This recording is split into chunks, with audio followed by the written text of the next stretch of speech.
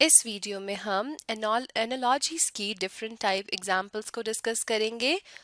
Analogy की पहली type metaphors को हम पहले ही पढ़ चुके हैं।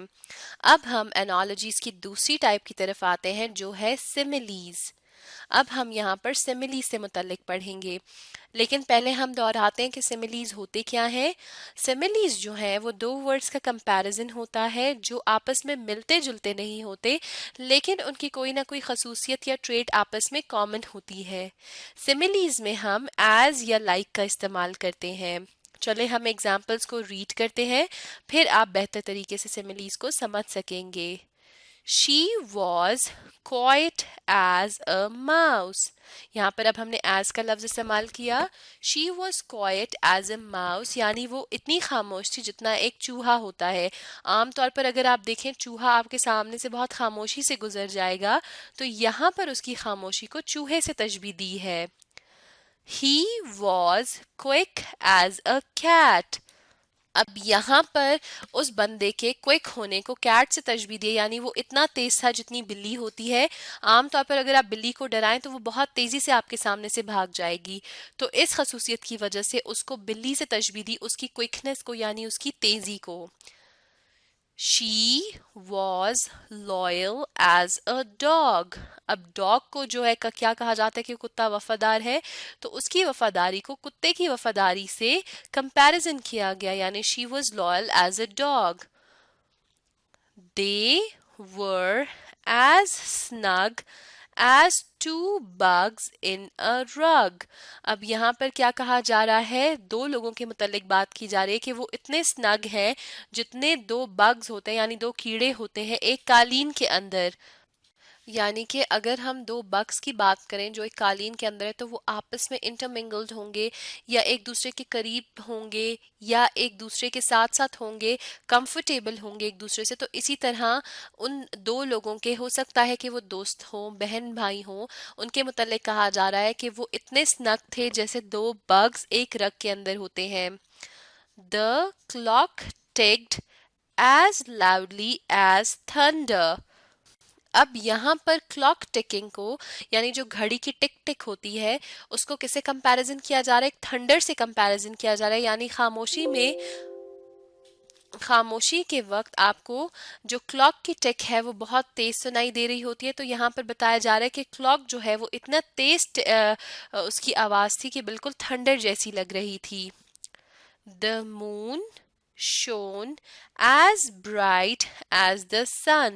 अब यहाँ पर क्या कहा जा रहा है, चांद को कहा जा रहा है कि चांद इतना तेज चमक रहा था जितना तेज सूरज चमकता है, यानी चांद के तेज चमकने को सूरज से तशबीह दी जा रही है, जबकि ये दो बिल्कुल मुख्तलिफ हैं आपस में। तो एज अ सिमिली हम इस्तेमाल कर रहे हैं। The paint was as green as the grass। अब ग्रास ग्रीन है और पेंट भी ग्रीन है, तो यहाँ पर हम एज अ सिमिली ग्रास को यूज कर रहे हैं कि जो पेंट था वो इतना ग्रीन था जितना ग्रीन घास होता है। The man was as big as a giant। Giant कहते हैं दियो को, और दियो का मतलब हमें पता है कि दियो जो है वो बहुत दियो है, बहुत ज्यादा बड़े होते हैं और खतरनाक होते हैं। तो यहाँ पर आदमी का बताया जा रहा है, the man was as big as a giant, यानी वो आदमी इतना बड़ा था जैसे कोई दियो हो या कोई जाइंट हो, यानी उसके बड़े होने को जाइंट से तशबीह दी जा रही थी। कुछ मजीद एग्जाम्पल्स पढ़ते हैं। The baby was as cute as a button। अब बटन को जो है अगर देखा जाए, आमतौर पे बटन क्यूट्स होते हैं, तो बेबी की क्यूटनेस को यहाँ पर बटन से जो है कंपेयर किया जा रहा है, यानी इनका मवाजना किया जा रहा है। और इनमें बटन में और बेबी में क्या चीज कॉमन है, cuteness. The girl was as pretty as a doll।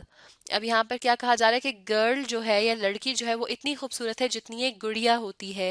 यानी आप गुड़िया को देख सकते हैं कि गुड़िया की क्या खसूसियत होती है। आमतौर पर गुड़िया बहुत खूबसूरत बनाई जाती हैं बच्चों के खेलने के लिए, तो उस लड़की की खूबसूरती और गुड़िया की खूबसूरती मिलती जुलती है, कंपैरिजन उनका हमने किया, और इसलिए एज अ सिमिली हम यहाँ पर इस्तेमाल कर रहे हैं डॉल को।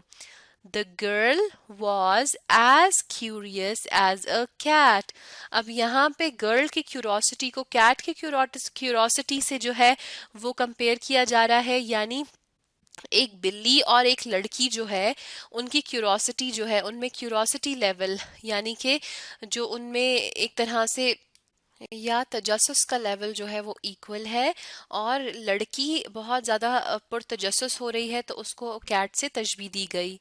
The room was as cold as ice. अब कमरे को जो है आइस से तशबीह दी जा रही है, यानी वो इतना ठंडा है जितनी आइस ठंडी होती है। The room was as hot was the sun. Sorry, यहाँ पर ये होगा एज द सन, डब्ल्यू को हम काट देते हैं। The room was as hot as the sun, यानी कमरा इतना गर्म था जितना कि सूरज गर्म है। यहाँ पर भी यहाँ कमरे में और सूरज में क्या चीज़ कॉमन है कि वो गर्म है, तो उनको हमने एक साथ इस्तेमाल किया। The blanket was as soft as silk.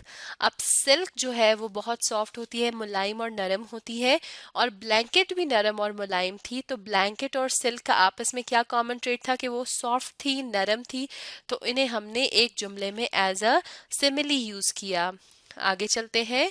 The party was as fun as the circus, यानी यहाँ पर क्या बताया जा रहा है कि पार्टी जो थी उसमें इतना मजा आया, यानी वहां पर इतना फन था जितना एक सर्कस में होता है। यानी सर्कस के फन को पार्टी के साथ कंपेयर किया जा रहा है। The shirt was as warm as a blanket. अब ब्लैंकेट जो है वो गर्म होती है, यानी रजाई जो है वो गर्म होती है, तो यहाँ पर शर्ट को किससे कंपेयर किया जा रहा है? ब्लैंकेट से, यानी वो इतनी गर्म है, इतनी वार्म है कि उसको ब्लैंकेट से तशबीह दी जा रही है। तो यहाँ पर हमें मालूम हुआ कि सिमिलीज या एनालॉगीज क्या होती हैं कि दो चीज़ें जो बिल्कुल मुख्तलिफ है एक दूसरे से, लेकिन उनका कोई ना कोई ट्रेड जो है कॉमन होता है उनमें, जिसकी वजह से हम उन्हें एक साथ इस्तेमाल कर रहे होते हैं एक जुमले में। तो यहाँ पर क्या हो रहा होता है? इनका कंपैरिजन या मवाजना। अब आप इस वीडियो को दोबारा देखें और साथ में इन एनालॉगीज को दोहराने की कोशिश कीजिए। इस तरह आप बहुत जल्द इन एनालॉगीज को सीख जाएंगे।